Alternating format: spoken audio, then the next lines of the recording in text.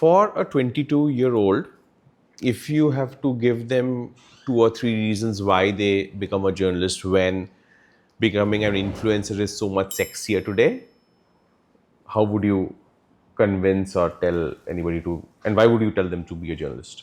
If If they somebody have to. wants to be a journalist and they are wondering whether it is a good idea or a good profession to go, I would encourage them very strongly by saying there's no profession in the world where you will learn as much about as many things as you would by being a journalist.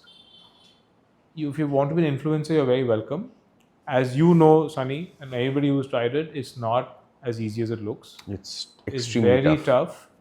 And not that being a journalist is easy, but having institutional backing is, it gives you a lot of a leg up. It gives you a lot of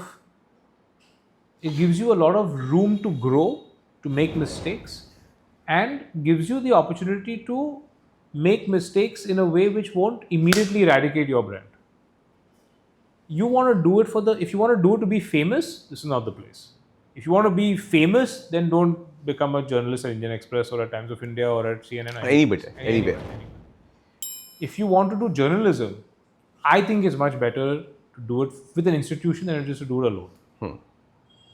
If you want to do it alone, more power to you, but it's a tough long haul. Good journalism requires editing, requires requires somebody to come and tell you, it requires at least 2 rounds of an editor to come and tell you कि ये ऐसा लिख सकते हो, ask you those 3-4 questions which when you're an influencer nobody's there to ask. So your content in that sense becomes a little bit more less trusted than if it comes through a setup of an institutional setup like a legacy news outlet.